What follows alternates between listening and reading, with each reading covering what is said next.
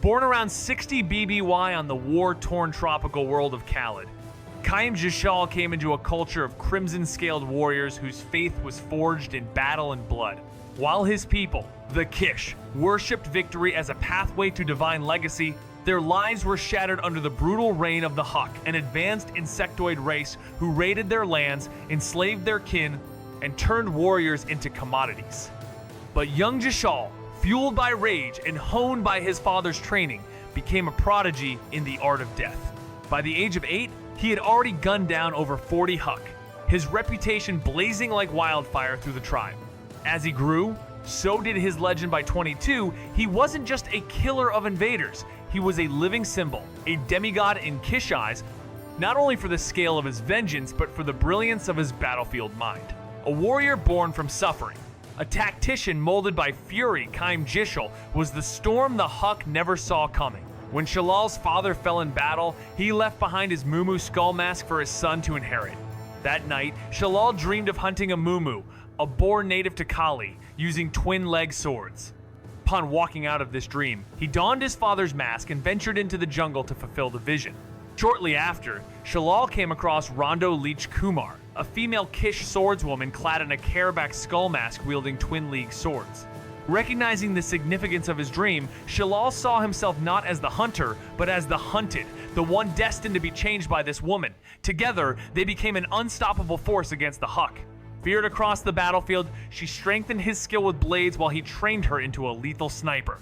As lovers and warriors, donning their symbolic masks, they became legends to the Kish people. However, tragedy struck during a routine battle on the beaches of Kali. The Huk managed to overwhelm the two warriors, separating them. Surrounded by the Huk and struck down in the chaos, Kumar vanished into the depths of the endless sea, her body lost to the waves. Shilal stood shattered, his soul unraveling at the thought of her spirit drifting without rest, denied her rightful place beyond. He scoured every coast, every current, nothing. In despair, he dared the impossible, crossing storm and stone to reach the sacred monolith of Basi, where the divine once rose skyward. There, beneath ancient skies, he begged the silent heavens for her return, but silence was all the gods gave. So he returned, a warrior no longer whole, carrying grief-like armor, his heart sealed behind a mask that would never crack again. He attempted to live a normal life, taking 10 wives and fathering 30 children. But his mind never strayed far from the injustice he had suffered. He was no longer Shal, the dreamer, and the dreamt one, as the shamans had called him. He was simply a grieving warrior. He rejected his name, embracing instead his sorrow, his torment, and donned the name Grievous. Fueled by vengeance, Grievous unified the fractured Kish tribes and took command of their armies, declaring himself the supreme warlord.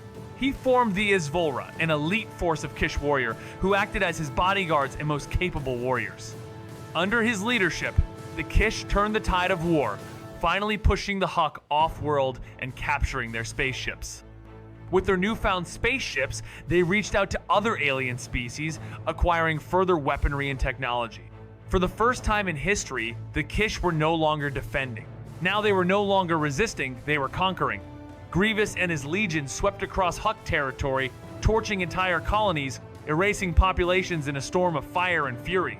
The Huk Empire crumbled beneath his relentless advance, and triumph seemed inevitable. Powerless to repel the onslaught, the Huk turned to desperate diplomacy, exploiting their Senate ties to cast themselves as innocent victims of Kish aggression. The Republic took the bait. Jedi were dispatched, sabers ignited, and in a flash of light and steel, Grievous's warriors were overwhelmed, forced to retreat to the wastelands of Kali. The Republic didn't stop there. Crippling sanctions and embargoes followed, driving Kali into starvation. Countless lives were lost. In Grievous's scorched heart, the Jedi weren't peacekeepers, they were executioners. And the embers of loss began to forge a monster. Just as the banks that once backed the Republic turned their eyes elsewhere, the chairman of the intergalactic banking clan approached Grievous with a chilling proposition: lead their private droid army, wipe out Kali's crushing debt, and dismantle the trade embargo, throttling his people. Grievous, though fully aware he was being reduced to a glorified debt collector, agreed, trading his own chains for the liberation of the Kish. True to their word, the bankers restored Kali's economy, and Grievous became their fearsome enforcer, reclaiming credits with cold efficiency. But despite the victories, he felt hollow, surrounded by soulless B1 droids, machines that mocked what it meant to be a warrior. So he made a demand. He wanted the Isvalra, his true comrades, his elite, by his side once more. The banking clan, wary of other Kalich warriors becoming uncontrollable, chose instead to appease Grievous with a new creation, the IG-100 Magna Guards. Though initially repulsed by their mindless obedience, he soon saw their potential and ordered their reprogramming, forcing them to study his every move in battle, learning as his fallen comrades once had. Under his brutal efficiency, the clan's forces grew fearsome, echoing across the galaxy with dread. For a moment, Grievous appeared, satisfied his people thriving, credits pouring in, and his image immortalized as a hero. Peace hovered close, but fate, ever cruel, had carved another path. As Grievous served the banking clan, news from Cali struck like a thunderclap the Huck had returned, launching brutal assaults to reclaim lost ground. But this wasn't just war, it was sacrilege. They razed temples, defiled graves, and trampled the souls of the fallen, mocking everything sacred to the Kish. For Grievous, this was the final betrayal. The Huck had already enslaved his people in life, now they came for the dead. And the Republic? Silent. Burning with fury, Grievous shattered his allegiance to the droid army, cast off contracts and politics, and turned to vengeance. Kali called, and he answered. With fire in his blood and steel in his limbs, he gathered the Ravashro, his loyal warriors, to strike back, not just to fight, but to erase the Huck from history. Sunil found himself trapped. He couldn't ignore the bold insubordination, but Grievous was too critical to lose. So he conspired with the Archduke and the Count to tighten the leash forever. Grievous, unaware of the strings being pulled, returned to Kali, received sacred rites from a Kish holy man, and with his trusted Vazra, boarded the shuttle Martyr to strike back at the Huck. But treachery had already taken flight with him. His supposed allies from the banking clan had sabotaged the mission, hiding an ion bomb aboard and rigging his seat for remote ejection. As the Martyr soared above the Genoa Sea, the bomb ignited, shredding through metal and flame, tearing the ship apart and hurling it into the depths. At the brink of death, Grievous was hurled from disaster by Dooku's last-second remote ejection. His Isvos weren't so lucky, all perishing in the crash. Gravely wounded, his body racked with internal bleeding and shock, Grievous teetered on the edge of life as Dooku arrived in person, wielding a dark Sith heart stun to keep the cyborg systems from shutting down completely. In this half-conscious haze, the Sith Lord planted the seed of vengeance, whispering lies that the Jedi had launched the attack out of fear to protect their Huck allies. Dragged from the wreckage by his Magna Guards, Grievous was loaded into a shuttle where droids worked frantically to stabilize him, pumping Jedi Master Sephodus' blood through his ruined body as they raced toward Geonosis, his flesh broken, his mind twisted, and his fate sealed. Upon arrival, the Geonosian lab hummed to life as the Lesser and his scientists set to work. Grievous's failing eyes, brain, and spine were ripped from his ruined flesh and fused into a duranium alloy warframe, its design echoing the brutal Krath war droids of old. His remaining organs were stuffed into a sinking gut sack, sealing him from the void of space and from what little remained of his past. The procedure didn't just shred his body, it tore him from his people, his history. His senses were sharpened, his wrath amplified, and unknown to him a kill switch was embedded deep within, waiting for Dooku's command.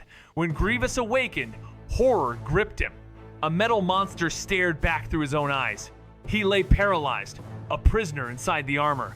Then he turned, and there stood Sandhill, his body destroyed in a Jedi strike along with his EVRA. He was rescued by the banking clan, who rebuilt him and offered a second chance, though, at a cost. Sandhill introduced him to Count Dooku, who promised vengeance, the fall of the Republic and the Jedi. Fueled by a seething hatred for both the Republic and the Huck, he accepted. Dooku made him supreme commander of the droid armies and gifted him his first lightsaber, the weapon of a Jedi whose blood now coursed through his veins. But though that blood sustained his life, it gave him no access to the Force. Disgusted by his new cyborg form, torn between past and present, and haunted by fragmented memories, he simmered beneath the surface. And when Dooku coldly referred to him as a droid, something primal in him cracked. In a violent outburst, he slaughtered every IG-100 Magna Guard in the room, declaring that he was not a machine. As a final act of defiance, he demanded a mask fashioned after the Mumu skull of his ancestors, along with cloaks in the style of Quiche warriors for himself and his Magna Guards. Dooku saw this as nothing more than vanity, but the truth was deeper. Somewhere buried beneath layers of cybernetics and separatist manipulation, the spirit of Cain Jai-Shal still fought to survive. But even with these moments of resistance, the plan had worked. The demigod of Kali had been reforged into the ultimate weapon. The Sith had their warlord. The banking clan had their enforcer. Grievous had become exactly what they forged him to be, a relentless weapon, bound by metal and will, forever enslaved to the war machine. His grand unveiling came during the outbreak of the Clone Wars at Geonosis, where he emerged from the shadows of the Geonosian catacombs as guardian of the fleeing Separatist Council. When a Jedi Master and his clone unit dared to intercept them, Grievous struck like a storm speed and brutality incarnate, slaughtering them all without mercy and claiming a lightsaber as a cold trophy. Departing aboard his sinister starfighter, the Soulless One, he left only silence and death in his wake. Witnessing this ruthless display, Count Dooku saw more than a warrior, he saw his perfect instrument of destruction. Over the next few months, the sinister general was personally trained by the Sith Lord in the deadly art of lightsaber combat.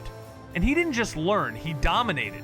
Despite lacking any connection to the Force, he mastered all 7 Jedi forms with frightening speed, from the precise Makashi to the ferocious Juyo. His skill eclipsed every apprentice who came before him, and his master was both stunned and thrilled. That promise of facing the Jedi? It arrived 4 months after the Battle of Geonosis, at the blood-soaked fields of Hyperae. Commanding a vast legion of droids, the cyborg unleashed a brutal offensive on the Republic task force, slicing through resistance like a blade through smoke. The few remaining Jedi cornered, weary, trapped in the wreckage of a fallen starship, could do nothing but brace for the end as the cold march of droids echoed around them. But then, silence. A mechanical voice cut through the chamber like a blade, offering them a swift death, a warrior's death, before the slaughter began. Grievous unleashed a storm the Jedi had never imagined, blades flashing like lightning, limbs twisting at inhuman angles, his movements impossibly fast and precise. He struck from every direction, overwhelming even seasoned masters with brutal efficiency. One after another, they fell, weapons stripped away as he advanced like a machine possessed. Only one Jedi remained, fighting a desperate last stand against the mechanical fury. Just when the final blow seemed inevitable, a squad of ARC troopers burst onto the scene, blasters blazing, stalling Grievous just long enough to snatch the wounded from death's grasp. Watching them escape, Grievous hissed a promise of doom, then stooped to collect the lightsabers of the fallen souvenirs of another slaughter. Victorious and infamous, he now stood as a terrifying force within the Jedi Order's nightmares, earning the grim title Butcher of Hyperae, after slaying 4 Jedi in single combat. The Jedi Council on Coruscant, rattled by his brutality, abandoned sacred traditions in desperation, knighting warriors not through trials but by battlefield scars. Among those elevated was a young, rising warrior. Meanwhile, the one once merely feared in wild space had become the greatest threat to the Republic's very existence. Chapter 4. Supreme Commander of the Droid Army. As Supreme Commander of the Droid Legions, Grievous stormed war fronts like a metal hurricane, carving victories that rattled the Republic. Yet behind the shadows, his master Dooku craved a deeper test, unleashing his deadliest agents against him. The clash ignited in chaos. Ventress struck first but met glass with her back as Grievous flung her aside like a ragdoll. Dirge charged in, only to lose his head, quite literally. Ventress, ever relentless, lunged again, but Grievous danced through her fury with chilling precision, catching her by the throat and hissing the future in her face before plunging her into unconsciousness. Dragging her limp body before Dooku, he offered disposal, only to be denied. The fallen still had uses. But the message was clear. Humiliation complete, dominance absolute. Grievous had eclipsed expectations, and the galaxy now whispered his name with fear. Even Republic news outlets began whispering the name Night Slayer, a monstrous figure of metal who carved down Jedi using their own blades. With every clash, his legend grew darker, and the once proud Jedi Order began to tremble. In Chapter 5, Defeat on the Malevolence, as the Clone Wars spiraled deeper into chaos, Dooku handed Grievous control of a terrifying new weapon, a subjugator-class heavy cruiser armed with twin-ion cannons that could shut down entire fleets. Under his ruthless command, the Malevolence swept through Republic forces, leaving only silence in its wake. But when Jedi Master Plun led a fleet to strike back, Grievous responded with mechanical wrath, obliterating the fleet in moments. Yet fate shifted. The hunters he sent to finish the job vanished, and the freighter Twilight escaped with survivors, including Plun himself. The nightmare weapon was exposed. Enraged by this failure, Grievous unleashed fury across the galaxy, targeting helpless medical transports with savage precision, determined to remind the stars why his name was feared. Thousands of Republic troops were lost as the monstrous war machine coldly obliterated defenseless medical convoys, paving the way for a more sinister target, the Khalid Shoals Medical Center, a haven for over 60,000 wounded clone troopers. But the Republic was ready. As the dreaded vessel tore through hyperspace, it was met by a swift counter Anakin and Obi-Wan, leading a daring interception. Ion cannons lit the void, crippling medical frigates and Y-wings alike. Yet Anakin struck back with precision, blasting the ion conduits deep inside the beast. Its power shattered, the once unstoppable weapon reeled, vulnerable at last.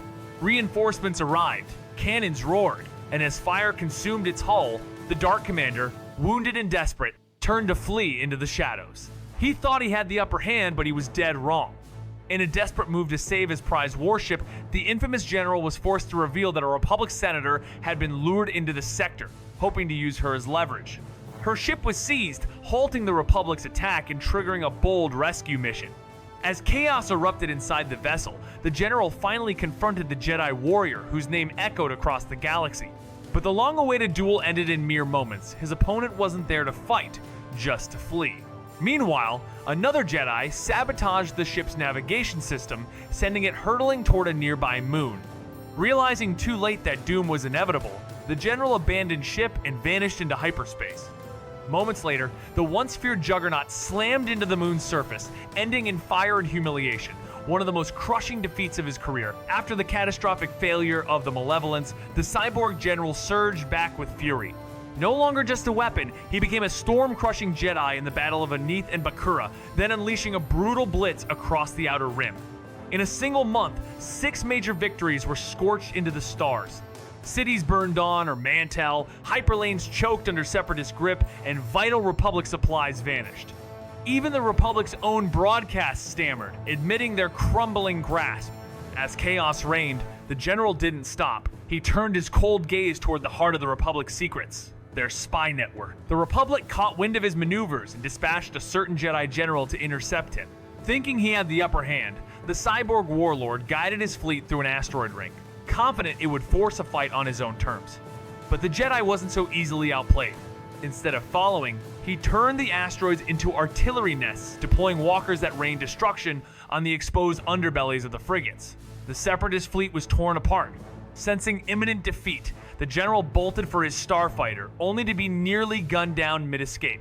Just as the Jedi prepared the killing shot, a chunk of debris clipped his fighter, buying the fleeing warlord a narrow window to jump into hyperspace. His forces lay in ruins, but he lived to strike again. He wasn't going to let Skywalker win that easily. Taking charge of a nearby Separatist fleet, he deployed a spy droid right into Skywalker's crew R3S6, a little traitor programmed to leak every move. On top of that, he arranged the acquisition of R2, a droid packed with Republic fleet codes that could end the war in a single strike. But just when he was about to extract the data, Skywalker showed up with a strike team. Knowing R2's value, he commanded his Magna Guards to protect the data at all costs and went to confront the Jedi himself. But as he turned a corner, ready for battle, he stopped, chuckled. This wasn't the duel he'd prepared for. He expected Skywalker, the Jedi who had once humiliated him. A kid just 14 stood fearless, blades ignited, daring to face the nightmare of Jedi legends. Grievous, seasoned in slaughtering masters, scoffed at the challenge. In a blur, he crushed her defenses, clawed her by the throat, savoring the moment before the kill. But fate cracked the scene. Rex's explosives thundered through the station. The cyborg flinched. That heartbeat of distraction was all she needed. She twisted the Force, turned his own arm against him, and sliced it clean with his own saber. She was gone. Alive. The station crumbled, and once again, the war machine fled, haunted by the same cursed name echoing in defeat Skywalker. Grievous, though plagued by setbacks, clawed back with ruthless precision, conquering 3 systems in a blaze of mechanical wrath. With Janthal, Kophis, and Nexus Ortai under his heel, his master aimed for the heart. Kamino, cradle of the Republic's clone might. But first, Rishi Station had to fall. Enter the commando droids, silent, swift, and merciless. Yet even they crumbled before the tenacity of surviving clone troopers. The outpost was obliterated, but not before it screamed a final warning. Kamino would stand for now. The Republic, rattled to its core, struck back not with fleets, but with a price. For the first time, a galactic bounty on the cyborg terror, dead or alive. In the heart of his fortress, where droid EVA-4D tended repairs and relics of fallen Jedi lay as grim trophies, including lightsabers and Padawan braids, the cyborg warlord returned aboard his ship, the Soulless One, lost in a rare moment of unconscious drift, haunted by fragments of a life once lived as Kaim Jashal, a flesh and blood warrior turned machine. Memories of pain, transformation, and unending war surged only to be shattered as he landed and sensed something amiss. Inside, silence greeted him, broken only by the sight of his Magna Guards lying inert. Ambushed by Jedi Master and Padawan, flanked by clone troopers, the trap was set, but Grievous was never one to retreat. With a cold, mechanical flourish, he ignited 2 lightsabers, meeting the intruders head-on, and within moments, the Jedi were driven to defense.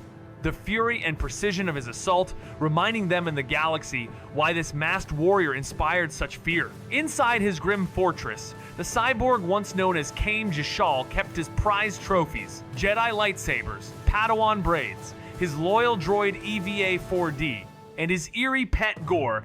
But as he returned aboard his vessel, a rare lapse into unconsciousness dragged him into haunting memories. The warlord he once was, the flesh he had lost, the countless battles that followed. Just as the weight of his past threatened to consume him, the fortress loomed ahead and something felt wrong. Stepping inside, he found his Magna Guards downed. No time to process. From the shadows sprang Jedi Master and former Padawan flanked by clone troopers. Betrayal, number A challenge. With a flash of steel, 2 lightsabers ignited in his hands, and the air cracked with fury. They came to strike him down, but the hunter was not done hunting. As the clash dragged on, aided by the relentless clones, the Jedi sliced through his legs, crippling, though not painful. Grievous, ever calculating, realized continuing was useless. With a blur of motion, he cut down a few clones, bought himself a narrow window, and escaped to his concealed command center. There, the droid EVA-4D delivered chilling news. The Magna Guards were offline, recharging. The truth hit him like a blade. This was no coincidence. He had been tested, set up. If he fell, he was expendable. If he lived, he was still useful. Rage surged through the general, not at his enemy, but at the one pulling his strings. Grievous despised being used. Deep down, he knew none of this was his choice. His body had been stolen, reforged into a weapon of war. His memories twisted by dark hands, his mind broken by Sith lies. Yet to admit it meant surrendering control, and that he could never do. Once repaired, the Metal Warrior stormed forth, burning with rage over the death of his cherished beast, Gore. As he advanced, a warning came. Fisto and Veb had breached his secret command center. Racing back, he found Veb standing alone, defiant. The young Jedi's arrogance radiated as he challenged the general one-on-one. Grievous, amused, accepted the duel, locking sabers with the foolhardy youth, then, without mercy, ended it with a blast from his concealed weapon. Deep down, he knew none of this had ever truly been his choice. His body, once flesh and honor, had been stolen and reforged into a weapon. His memories twisted, his mind corrupted by Sith lies. But to accept that truth would mean surrendering to powerlessness, and that he refused. Once repairs were complete, the metal giant stormed forward, fueled by rage over the death of his beast Gore. But before vengeance could strike, word came. The Jedi had breached his secret command center. Spinning around, he raced back only to find one of them already waiting. The young Jedi stood alone, arrogance blazing in his eyes, convinced he could take down the monster himself. Amused by such boldness, the cyborg played along. Sabers clashed for a moment, but when they locked, the general ended it with a cold, sudden blaster shot. The Padawan fell, and the cold collection of sabers in Grievous's lair grew once more, leaving only one Jedi to face his fury. Cornering his foe on the castle's outer platform, Grievous lunged in with all 4 limbs, blades spinning, determined to end this duel in a blaze of mechanical power. Yet the Jedi was no easy prey, finding calm in the swirl of violence, twisting the thick fog into a shield, and striking back with precision that severed one of Grievous's own arm. The hunter was forced onto defense, caught in an unexpected turn of fate. As Magna Guards arrived to close the net, the Jedi leapt free aboard a starfighter, vanishing into the clouds and leaving Grievous howling over another shattered kill. Retreating to his command center, he tried to paint the clash as triumph, but the Sith Master was far from impressed. Seeing only the stain of failure behind the gleaming trophy, Grievous had torn from his fallen prey. As the transmission cut out, the metal giant clenched his fist, rage coursing through his cybernetic limbs. He had ended Natarv, matched Kit Fisto blow for blow, and held his fortress, but it wasn't enough. If he truly wanted to annihilate the Jedi, precision had to replace passion. Meanwhile, on Coruscant, the Jedi Council sat in grim silence. Kit Fisto's grim account confirmed their worst fears. The cyborg wasn't just slaughtering Jedi, he was unraveling the very fabric of their order. Nadar's rushed knighthood, born of wartime desperation, had led him straight into Grievous's trap. Fueled by anger, blinded by pride, he became yet another trophy in the General's cold collection. Even in retreat, Grievous had struck a blow that would haunt the Jedi long after the battle ended. Chapter 8. Battle of Felucia and Salakami. As the war pressed on, General Grievous turned his attention to Felucia, a vital agricultural world, supplying the Republic with resources. The Separatist, recognizing its strategic importance, launched a full-scale invasion led by Grievous himself. The Republic, under the command of Jedi General Skywalker and Kenobi and clone forces, were quickly overwhelmed by the sheer number of Separatist battle droids. With the Republic forces withdrawing, Felucia fell into Separatist hands. In another maneuver, Grievous launched an assault on Doran, the homeworld of the Republic-allied Keldors. Although this attack was meant to serve as a diversion, preventing the Jedi from interfering with the Separatist secret droid foundries on Geonosis, Grievous took a lot of pleasure seeing his forces decimate the Keldor. He took joy in their suffering. Any humanity he ever had long been buried. The ruse worked perfectly. Republic forces rushed in, only to chase shadows. With precious time secured, he pulled his troops back from Doran, slipping through their fingers once more. Desperate to stop him, they hunted Grievous, but he struck like a ghost, swift, silent, and savage. His next target, a Jedi Master. Tracking the ship was child's play. Bringing it down, even easier. Flames tore through the hull as the crew scrambled, and then came the Storm Grievous, flanked by Magna Guards and deadly droids, cutting a path straight to his prize. Lightsabers clashed, but the Jedi stood no chance. Overpowered, captured, another trophy added to the collection. Back aboard his ship, Grievous brooded. The thrill was fading. Once, he demanded honor in battle, facing Jedi alone. Now, he preferred letting his machines tear them down. Was it boredom, or was the last flicker of pride finally gone? Perhaps the Jedi were simply growing feeble. To him, the droid army wasn't just machinery, it was his will made metal, an empire of limbs and blasters echoing his wrath. His contempt burned cold as he broadcast a chilling message to Coruscant, forcing them to watch a captured Jedi Council member suffer a grim reminder of their helplessness. But hidden fingers flashed a silent plea, a message in sign language revealing his location.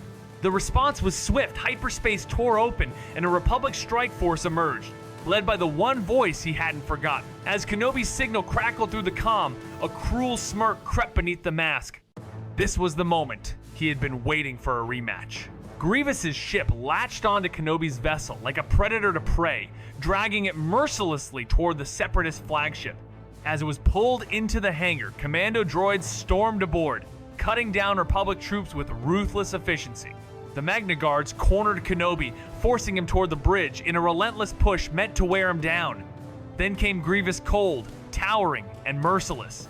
A brief exchange of words crackled between warrior and machine, with Kenobi trying to reach the man Grievous once was. But it was hopeless. Vengeance had long since devoured any remnants of his past. The duel ignited with ferocity. Kenobi, a master of the blade, strained against Grievous's terrifying speed and brutal strikes. But while Grievous was a storm of metal and hatred, Kenobi had something the cyborg never could wield: the Force. In a critical moment, The Jedi used it to hurl the Magna Guards against their master, seizing a narrow edge in a battle against a monster. The cyborg had barely risen from ruin when word struck him like a blade. Skywalker and the warrior woman had freed Ethkau. Realizing he'd been outplayed, he let loose a furious snarl, but he wasn't done yet. With cold precision, he commanded his own ship to blast Kenobi's vessel while the Jedi was still aboard. Fire erupted through the hull, forcing Kenobi and his men to abandon their chase or be torn apart. Amid the chaos, the general ripped through Cody's clones, a storm of metal and rage. Adedigalia tried to stand in his path, but the Bedlam swallowed her stand. His ship, however, had taken too much, its body broken, its wings clipped. With no choice, he dove into a landing craft, fleeing toward the shattered skies of Sukomi. But fate wasn't finished with him yet. Debris slammed the craft, sending it crashing to the surface and trapping him in the dust. The Republic, sensing the blood in the water, closed in like wolves, determined to end the nightmare once and for all. This was it, their narrow shot at slipping through the Republic's grip. Grievous, battered but unbowed, crawled through the scorched wilderness of Salukami with his remaining droids, reaching a lifeline, a lone escape pod. A signal shot skyward extraction requested, desperation encoded. But fate wasn't done with him. The Jedi arrived, blades ignited. Once again, he and Kenobi clashed in a flurry of sparks and fury. Kenobi struck with unmatched skill, but Grievous, driven by sheer spite and survival, unleashed a flash of raw force just enough to disorient his foe.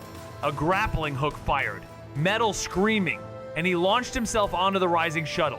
One last look, Kenobi's scowl burned into memory, then nothing but sky. Bruised, but uncaptured. Hated, but undefeated.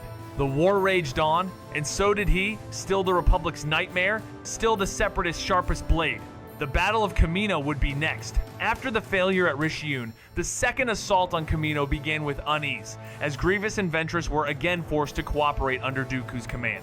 Their goal: destroy Topoka City and seize the clone DNA to unleash bioweapon. Though Grievous loathed working with her, he followed orders, initiating the assault by sacrificing transport ships to pierce the Republic blockade. Hidden wreckage concealed parts for ocean-assembled assault craft, which soon emerged to rain havoc. With Kamino under siege, Grievous led the charge himself, mercilessly cutting down clone defenders and advancing toward the command post. There, he carved through resistance until meeting Ventress again just in time to see her strike down Commander Colt. Grievous, rarely one to offer praise, begrudgingly admitted her skill matched his own, though the lack of force in his arsenal clearly irked her. He ignored the jab, focusing instead on their mission. She was to seize the clone DNA while he led the brutal charge on the clone barracks. But just as he advanced, his path was blocked by none other than his old rival, the Jedi General, determined and unrelenting. Their clash erupted with renewed ferocity. No mercy, no restraint. Grievous disarmed his foe, yet was hurled back by a forceful blast, realizing this battleground gave him no edge. Strategically retreating toward the hangar, he aimed to shift the fight on his own terms.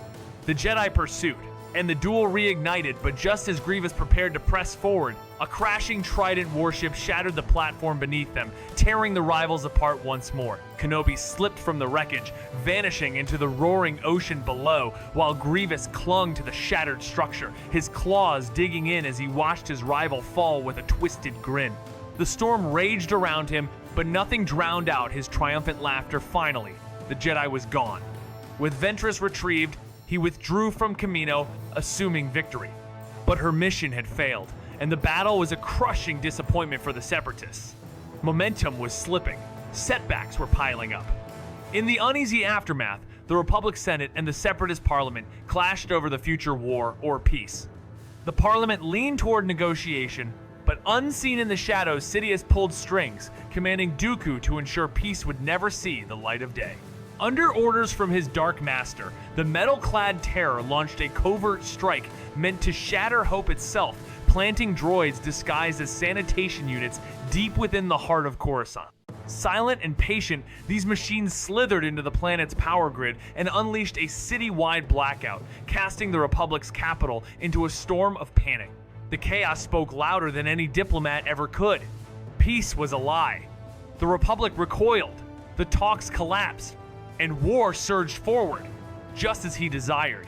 Somewhere else, far from the ruins of politics, the hunter struck again. 2 Jedi, 1 master and 1 learner, fell beneath his claws on a jungle world known as Lave. Their belongings whispered secrets, a datapad pulsing with mysterious coordinates. Drawn like a predator to scent, he followed them to a hidden ruin, an ancient temple of the Jedi where fate waited, cloaked in stone and silent. He climbed the stone walls like a phantom, sneering at the Jedi statues that lined the temple halls, self-glorifying monuments to a cause he despised. His victories, unlike theirs, were etched in real blood, forged from shattered bones. With a cold hiss, his sabers blazed to life, slicing through the statues, reducing them to worthless rubble. Dodging the temple's traps, he pressed on until he reached the heart of it all, an inner sanctum bathed in a waterfall of radiant light. Drawn to it, he reached out, felt nothing, and cursed the Jedi's tricks. Enraged, he lunged into the light and then silent. Suspended in a void, he heard a voice mocking, calm, asking if it was knowledge he sought. His answer, only the end of the Jedi. The voice laughed, cruel and knowing. Destruction? Number?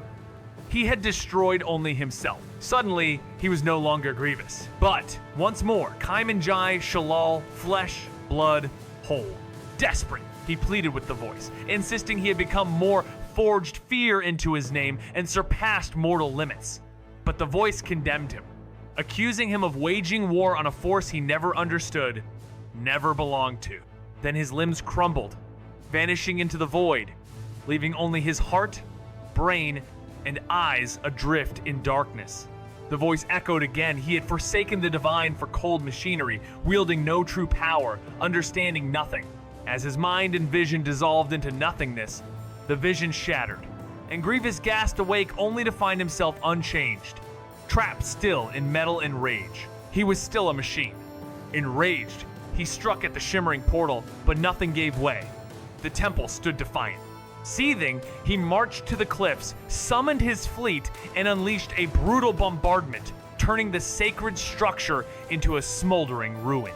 Hours passed as he stood watching the blaze consume stone and memory. But as night swallowed the day, a flicker of light still danced beneath the wreckage the Force endured, untouched by his wrath. The vision had spoken true. He had forsaken his warrior's code, consumed by a hollow vendetta. Once a freedom fighter, he had become his own jailer, shrouded in metal and fury, enslaved by vengeance. Chapter 11 erupts with chaos as Grievous, ever relentless in his mission to crush the Republic, falls into a cunning trap. After being promised the allegiance of the Gungan Grand Army through a manipulation scheme involving their leader, he storms Naboo with confidence only to land in a nightmare. The Republic had anticipated every move, disabling his entire droid force and leaving him vulnerable. Surrounded by the very warriors he expected to command, Grievous slashes his way through the ambush but is ultimately brought down by sheer numbers and the selfless sacrifice of a brave Gungan general. His capture turns Naboo into a scene of celebration, their cheers echoing the hope that the war's tide might finally turn. The victory barely had time to breathe before turning into a trap. Dooku seized Anakin and proposed a trade. Padme, torn between her duty and her feelings, ultimately gave in and exchanged Grievous for Anakin. Furious and humiliated, the cyborg warlord stormed off Naboo, thirsting for vengeance. Without missing a beat, he threw himself back into the war, targeting Jedi Master Adegalia's flagship. Leading the assault himself, he battled and captured her, reveling in the triumph. But as he mocked a pirate vessel in passing, a Republic strike force led by Master Plun struck with precision, turning his victory into disaster as Adegalia slipped from his grasp. Grievous tried to resist, but the ambush and overwhelming force of the Republic shattered any hope of victory, forcing him to abandon ship once more. He vanished into the shadows, waiting to strike again. In Operation Dirge's Lance, even setbacks couldn't dull his rage. Each loss only sharpened his thirst for vengeance. Feared across the stars, he refused to stay down. Captured or cornered, he always returned. His fury burned brightest against the Jedi and the Republic, driving him to unleash chaos wherever he went. At Perrin 2, he ignited his latest reign of terror by cutting down a Jedi Master and claiming a lightsaber to add to his grim collection, its blue blade now hanging lifelessly at his side, another trophy in his grotesque arsenal. The planet's surface, scarred by battle and drenched in the silence that follows slaughter, bore witness to his return. With mechanical precision and cold malice, Grievous rallied surviving Separatist forces, broadcasting a distorted message across the Outer Rim. The Republic's time was running out. He would not rest until every Jedi fell and the Republic crumbled to dust. As rumors of his resurgence spread like wildfire, systems once loyal to the Chancellor began to tremble. The war was far from over, and General Grievous, ever the harbinger of destruction, was just getting started. Soon after seizing Banvar Station during the Vandos conquest, the masked warlord, with Dirge by his side, unleashed a fiery blitz along the Corellian trade spine, setting the Republic's arteries ablaze in a terrifying maneuver known as Operation Dirge's Lance. With brutal precision, he struck hundreds of systems, ultimately capturing the core world of Duro and forcing its trembling official to surrender live on the Holonet. But conquest wasn't enough. He craved fear, wielding it like a blade. To engrave terror into the hearts of the Republic, he ordered the relentless orbital bombardment of Humber, a city-covered founding world, reducing its ancient crust to liquid fire in just an hour. As its skyline vanished into molten ruin, the general turned his attention to a new horror. A deadly bacterial weapon, ready to be tested. In the dark theater of the Vimael sector, Grievous unleashed the Lodorian Brain Plague, an indiscriminate nightmare that swept through every species human. Rodian, it didn't matter. The result? Silence. Death. An entire sector scrubbed clean of life. And with that, the galaxy's view of him shifted once again. No longer just a metallic ghost-stalking Jedi, he became a monstrous icon of war crimes, a name whispered behind trembling lips across the Republic. But to Grievous, this was the point. Fear was his weapon, more potent than any blade. He didn't just want to win, he wanted to break them. Morale, hope, resistance, all shattered. Operation Dirge's Lance didn't just succeed. It etched his legend into terror itself. The Republic reeled in chaos, pulling forces from the far reaches to shield the core, leaving the Outer Rim ripe for enemy advance. In the storm of 20 BBY, the Cold Metal Warlord struck, abducting a Republic ambassador as bait to snare Jedi on the forsaken world of Vandos. The first to arrive fell swiftly, and with lethal precision he seized a massive star cruiser carrying a Jedi Master and young initiates. The Master's life was ended in an instant, but the younglings were spared though, only to serve a darker purpose. Behind sealed doors, the General began his grim work, seeking to fuse living Force sensitives into machine shells like his own twisted form, dreaming of warriors beyond flesh, unyielding and still bound to the mysterious power they once held. Grievous, now a harbinger of terror, stood surrounded by younglings, living test subjects for a cruel new experiment, but before his twisted science could begin, Jedi sabers blazed into the Separatist lab, catching him off guard. Enraged by their premature arrival, he clashed with the rescue team, cutting down two Padawans in a blur of blades, yet the children slipped from his grasp. Frustrated, he turned once more to the battlefield. On Hanagar, a defoliator chemical accidentally unleashed turned the lush planet into a lifeless husk, a mistake that sparked a revelation. What if war didn't need armies at all? With bioweapons and engineered plagues, entire worlds could be extinguished before a single droid landed.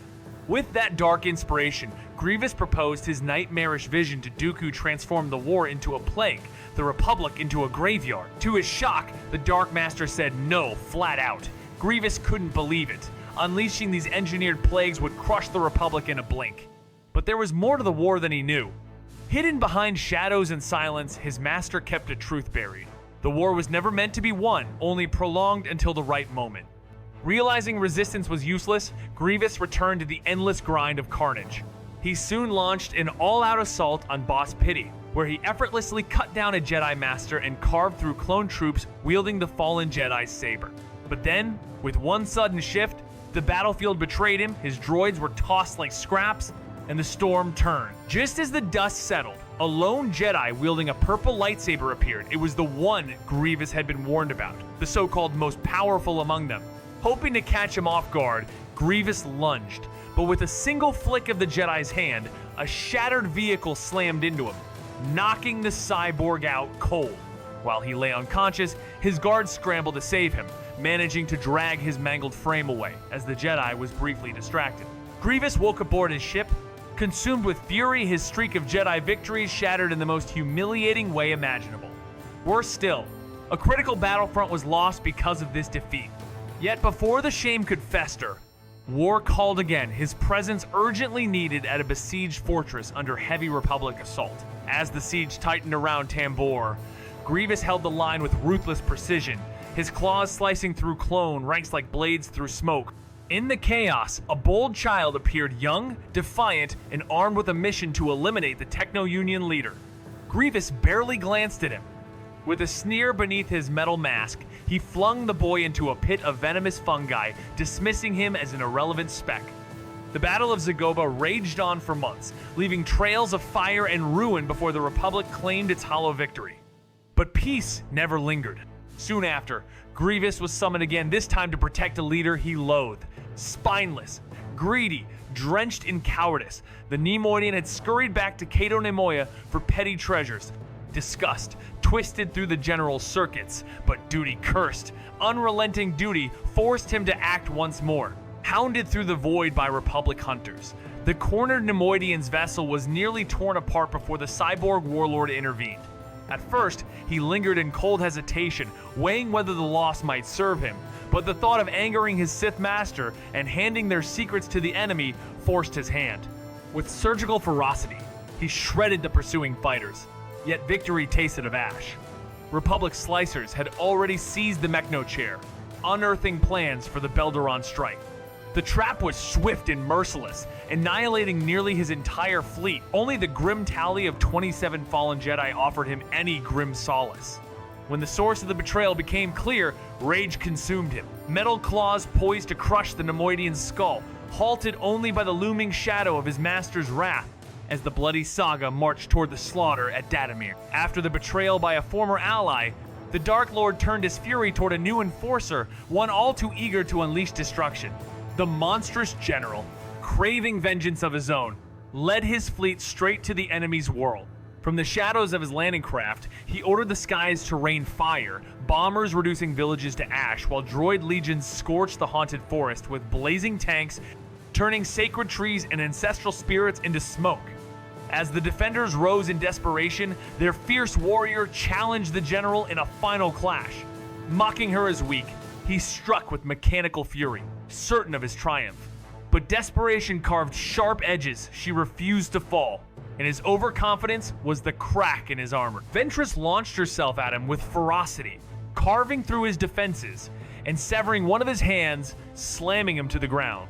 With her sabers raised high for the killing strike, Grievous didn't hesitate, his warrior's honor, long extinguished, replaced by the raw instinct to survive.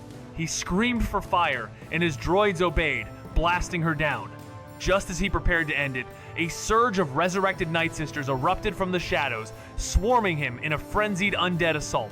Their blows were useless against his armor, but they bought Ventress the moment she needed to escape. It didn't matter, his orders had changed. The real prey now was the witch, who brought the dead to life. Slashing through hordes of undead and spectral foes, the towering metal warlord stormed into the enemy's stronghold, savoring every blow as droids swarmed behind him. Inside the haunted coven, he cornered and struck down the ancient witch who had unleashed the dead upon the living, just as the matron of shadows vanished in a swirl of green mist. With the shaman's fall, the lifeless army crumbled, marking the final gasp of their doomed sisterhood. Not stopping there, he ravaged every last hidden village, turning the entire world into ash and bones. The battlefield lay silent, victory absolute. His blade had not only shielded his master, but erased an entire threat from the Sith's path, fresh from his triumph on Dathomir. The cyborg warlord turned his gaze once more to the Outer Rim, seizing on intelligence that his sworn foe's fleet lingered over Florem. Unable to resist, he struck like a predator, unleashing a surprise assault that shattered the enemy armada. Storming aboard the flagship, he clashed in a furious duel and, for once, drove his rival into retreat, forcing him to abandon ship. Though the vessel's self-destruction robbed him of the prized intel he sought, the destruction of the fleet marked a clear victory. With his enemy humbled and Florem within reach, he set his sights on the Pirate King's domain. This would be more than just another conquest. Realizing the Jedi were slipping away, the monstrous cyborg surged forward, locking blades with the lone warrior who stayed behind to delay him, one who had grown bolder, stronger, but still far from his equal. With cold precision and cruel delight, he toyed with her, mocking every desperate strike. She was a fire flickering in the storm of metal and malice. But just as his blade rose for the final blow, the Force hurled him back, granting her a narrow escape. The fortress, now abandoned, burned behind him as he ordered it razed, his wrath leaving only ashes. And as the war edged closer to its crescendo, the Dark Master gave him one more mission: to seize a relic of raw power, a kyber crystal vast enough to change the fate of worlds. Grievous, sensing the Jedi slipping through his grasp, lunged into a fierce duel with the lone warrior who had bravely stayed behind to buy time. She had grown stronger since their last clash, but strength alone couldn't match the brutal precision of the cyborg general. He toyed with her, savoring every desperate swing as if her struggle was a melody to his metal ears. Just as he prepared to strike the final blow, she hurled him back with a force-powered surge and fled. With his prize vanished and the stronghold leader gone, Grievous ordered his troops to raze the base, reducing Florum to ashes. Soon after, a new mission beckoned to retrieve a colossal kyber crystal, a relic pulsing with untold power, as the shadowy master steered the war toward its ominous end. The crystal slipped into the grasp of ruthless arms dealers intent on selling it to a sinister warlord, with the deal set on a neutral world guarded by fierce local warriors. But just as the final talks unfolded under the watch of a cold, mechanical commander and his elite guards, two cunning Jedi crashed the party, snatching the prize and vanishing into the planet's shadowy caverns. Enraged, the commander returned to the city only to hear the crystal was back in Separatist hands and the Jedi caught until they weren't. Their escape sent him into a deadly rage, cutting down the local governor before focusing solely on securing the crystal.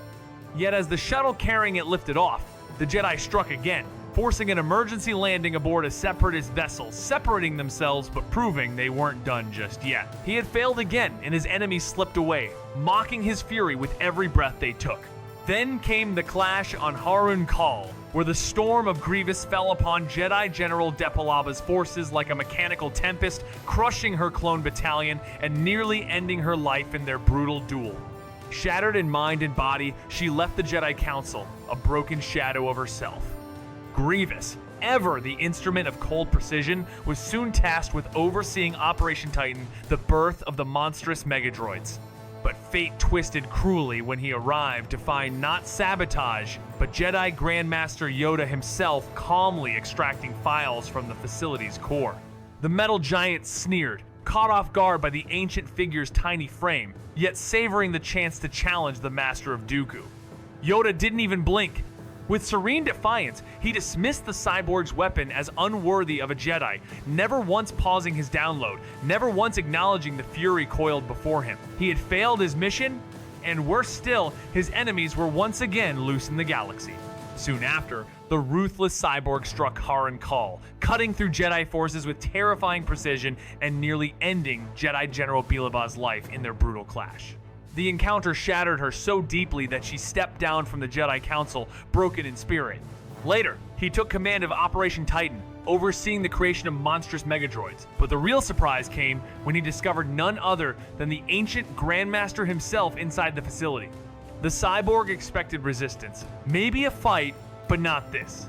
The tiny Jedi calmly downloading secret files, barely acknowledging him, and delivering a quiet sting that a lightsaber was no tool for one such as him. Grievous lunged with a blur of blades, but the tiny Jedi effortlessly flipped over him, landing a searing strike to his faceplate. The metal hissed, scorched, yet the cyborg laughed, undeterred. Blow after blow, he failed to touch his opponent. Each swipe dodged, each attack countered. Then, frozen mid-strike, his limbs locked by an unseen force, he was hurled like scrap into the wall. Rage boiled within him. Reinforcements arrived, blasters blazing, but instead of tipping the scale, the chaos let the Jedi vanish into shadow. Grievous roared, slamming his foot through a helpless droid, alone again in his fury. The Jedi had uncovered crucial secrets about Operation Titan and left him humiliated in combat, and though rage burned within, he knew the Grandmaster had masterfully outplayed him. Vowing vengeance, he bided his time.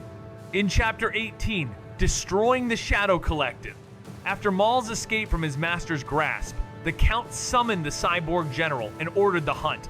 The general, unsurprised, reminded that Maul should have been eliminated long ago, but the Count's plan was more cunning corner Maul until desperation drove him into the arms of the Night Sister leader, the last great threat to Sith rule. Without hesitation, the general turned his fleet toward the distant world of Zanbar. Grievous knew this fight wouldn't be like the countless skirmishes against the Republic's clones. Maul's Mandalorians were unpredictable beasts, savage and cunning. As the Separatist droids launched their assault on the Shadow Collective's fortress, chaos erupted. Through the storm of blaster fire and steel, Grievous stormed in personally, a whirlwind of lightsabers carving down Mandalorians with brutal precision. He spotted Maul across the battlefield but didn't lunge, not yet. First, he unleashed his Magna Guards to wear the warrior down. Only when Maul stood over their defeated forms did Grievous step forward. Their duel was fierce, but Maul, already exhausted, began to falter. With a vicious kick, Grievous sent him flying and mocked him, declaring his forces destroyed. Yet even then, Maul refused to fall. As reinforcements streaked from the sky, Grievous's Starf Gauntlet fighters unleashed a blistering assault, scattering Maul's forces and leaving the battlefield littered with wreckage and loss. Though Maul slipped away, his army was left decimated. Grievous, battered but victorious, returned to report the outcome just as Dooku had predicted. Maul would crawl back to Talzin. But even as Grievous proposed a swift strike on the regrouping enemy at Ord Mantell, Dooku urged restraint, his true focus fixed on locating the elusive Talzin. Grievous, ever skeptical, questioned the fear she inspired, scoffing at the idea that a lone witch could challenge the might of the Sith. Yet Dooku, visibly shaken, whispered that her power was so formidable that even Sidious feared her. Soon after, sensors picked up a departing ship from Dathomir. The hunt was far from over. Maul confronted him with a grim ultimatum: shut down the Separatist droid forces or face death. With no real choice, the cyborg complied, deactivating his entire army and sealing Dooku's capture on the ground. Both were taken aboard Maul's ship as bargaining chips, but the Dark Lord coldly dismissed their value, declaring he would let them perish. Ordered apart, Dooku was led to interrogation while the cyborg, under heavy guard, was thrown into the brig. As he was dragged away, he turned to Dooku with a chilling remark about adding the Count's lightsaber to his collection should they meet again, certain of his eventual escape. That chance came sooner than expected when Republic forces struck Maul's stronghold on Ordentel. Dooku, using the Force, manipulated the cell locks, setting the cyborg free. Without a moment's pause, the cyborg warrior tore through the armored guards with savage precision, limbs crushing bone and steel alike, until only silence remained. He escaped in a pod, hurtling through space to regroup with his shadowy master. Maul had gone too far. Under cold orders, he joined a mechanical battalion and followed a signal to a cursed world, their ship cloaked in darkness. On the desolate surface, they advanced toward a chamber pulsing with ancient power, where a ritual had just fused two dark souls. While the master dueled the possessed vessel of their old ally, the warrior clashed once more with its crimson foe. Steel met rage in a brutal ballet. And for a breathless moment, it seemed the machine would prevail until a final surge of desperation hurled him from the chamber, leaving the battle unfinished. Dragged from battle, the general clawed his way back just in time to see the final clash unfold. Talzin locked in a fierce deadlock with her enemy, magic clashing with lightning. Behind her, Maul was thrown aside like a broken puppet, helpless as Talzin collapsed under the onslaught. Calm and ruthless, the general stepped forward, ignited both blades, and struck her down before the eyes of her shattered ally. With her fall, the last of her kind was erased, and the mission complete. He then ordered the purge of the remaining resistance, securing the world in the name of their dark cause. Though the fugitives slipped away, the Sith had carved their path forward, one enemy closer to total domination. In the final blaze of the Clone Wars, after dismantling the Shadow Collective, the metal-clad terror stormed back to the battlefield with vengeance gleaming in every blade. Crossing paths again with the warrior who once bested him, he roared for her end, igniting twin sabers with murderous resolve. But she had grown her strikes now sharper, her mind clear. Deflecting his fury with elegance, she hurled him back, but the beast returned, arms splitting, four blades spinning in a whirlwind of death. Steel met strength. She struck two limbs from him, yet his slash burned deep across her back. Still she stood, wounded but unyielding.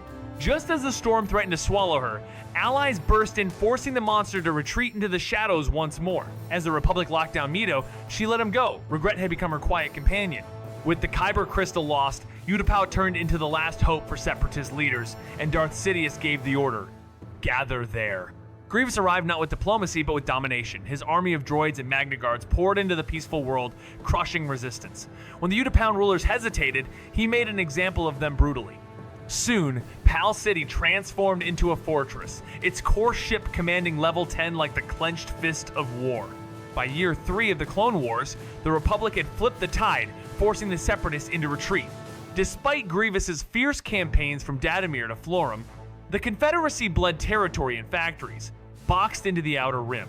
There, in the shadows of a dying cause, the Republic's siege intensified, unyielding, relentless, final. As the Republic tightened its grip with blockades on Separatist strongholds, the conflict erupted across multiple fronts from the distant Outer Rim to the coreward colonies, stretching enemy forces to the brink. Amid the chaos, Grievous, driven by desperation and fury, set his sights on the shipyards of Annexus, a vital Republic asset. In league with a seasoned admiral, he unleashed a massive droid assault, hoping to claim victory through brute force. But the Republic held firm. The battle was long, brutal, and ultimately catastrophic for the invaders. The admiral fell, his fleet shattered, and the shipyards remained under Republic control, another crushing blow to Grievous's campaign. Undeterred, he turned his wrath to the Wookiees, eyeing their world for its strategic worth and secret hyperspace lore. Though the Wookiees initially sought peace, Grievous lost patience and responded the only way he knew with invasion. It all went horribly wrong. What was meant to crush resistance only sparked an all-out war. The Wookiees didn't cower, they rose up, igniting a fierce conflict that sucked the Republic into the chaos. The Battle of Kashyyyk drained Separatist forces dry, leaving them reeling. As the tides turned against them, supply lines severed, setbacks stacking up, and retreat looming desperation brewed. Then came the fateful command from Darth Sidious, strike the heart. With secret Nexus coordinates in hand, Grievous led the fleet straight to Coruscant, blindsiding a Republic that thought such a move was impossible. The capital burned, and with it, so did any illusion of control. Grievous had one last gambit strike Coruscant itself, ripped the heart out of the Republic, and forced the Jedi to abandon their sieges. With the Chancellor as his prize, he'd barter for victory. As his fleet burst from hyperspace, chaos erupted above the planet.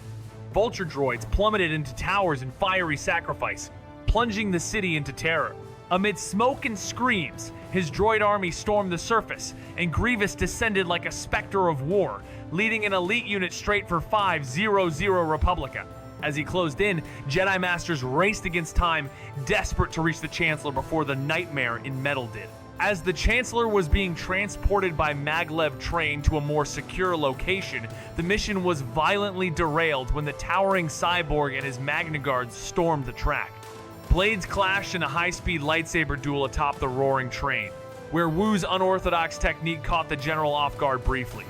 Grievous, unwilling to repeat past failures, quickly adapted. But just as the tide turned, Wu hurled him from the train with a crushing force push, sending the metal warlord plunging into the cityscape below. Yet defeat was not written for him. Retrieved by hijacked gunship, the general stormed onward, breaching the Chancellor's bunker using insider codes. Inside, he carved through legions of clones and Jedi defenders alike. With smoke still curling from his blades, Grievous stood over the fallen and seized his prize, ready to vanish into the shadows once more. As he made his escape, she leapt into his path, lightsaber drawn in defiance, but her blade, though brave, was no match for the storm of steel and fury he had become. He spared her, not out of mercy, but to deliver a warning. The Chancellor was gone, and hope with him. Yet before the shadows could claim him fully, another figure emerged, silent, swift, and burning with resolve. With a final surge of force-fueled power, the warrior crushed the armored shell guarding his broken heart, and the razor-sharp duranium bit deep, worsening the torment that hissed with every breath. But it was done. The prize secured, the Republic staggered. Above, chaos roared through space as Jedi blades carved a path toward the flagship, where their leader now lay captive. As the two Jedi carved their way through waves of droids aboard the ship, they finally confronted Count Dooku. Meanwhile, on the bridge, Grievous negotiated with a Republic officer about the Chancellor's capture, but paused to check in on Dooku's progress through the holovid. What he saw stunned even his emotionless mask, a lifeless body, unmistakably Dooku's lying still. The Jedi and the Chancellor were both gone. A silent beat passed as realization dawned. Then his voice, low and laced with fury, broke the silence. Dooku is dead, and the Jedi are on the loose. They have the Chancellor. Find them and bring them to me. His metal fingers clenched into a fist, and with one brutal strike, he crushed the security panel beneath him, shattering it into twisted fragments. Grievous stood frozen, the news hitting him like a lightsaber to the chest. Dooku was defeated. Rage flared beneath his metal shell as disbelief consumed him. No one, not even the most feared Jedi, had ever come close, and yet someone had succeeded. All those countless training duels, every humiliating failure to surpass Dooku now mocked him. Though he'd never cared for the Sith Lord personally, he had always respected his strength. And now, for the first time since donning his metal form, something ancient stirred fear. If those Jedi could take down Dooku, he knew he was next. But just as doubt clawed at him, his droids reported success. The Jedi were trapped in ray shields, helpless. Grievous ordered them brought to the bridge, cold triumph gleaming in his mechanical eyes, a sinister grin curling beneath the mask as he prepared to make them pay. Grievous stood on the bridge, the ghost of Dooku's fall still fresh in his mind, a twisted sense of pride flickering through his circuits. He had outlived his master. And now, face to face with Kenobi once again, and for the first time with the fabled Skywalker, the legend himself, who turned out to be barely more than a boy. Disappointment flashed beneath Grievous's mask. Stories had painted a warrior of mythic stature, not this youthful figure before him. As the droid R2 sparked chaos, and the Jedi seized their chance, Grievous froze, not out of fear, but out of memory. Dooku, mighty and skilled, had been felled by these very men. A spark of doubt flickered. In a snap, he shattered the bridge's viewport with a crackling electrostaff, letting the vacuum of space devour the chaos. The Jedi held fast. Grievous, unbothered by the void, was flung out, only to claw his way back along the ship's hull like a ghost of vengeance. He reached an escape pod. The confrontation was over. The battle lost. The loss of the Chancellor and Dooku hit hard. There was no turning that around. Just before ejecting, Grievous launched every escape pod on the ship, stranding the Jedi and Palpatine aboard the wreck.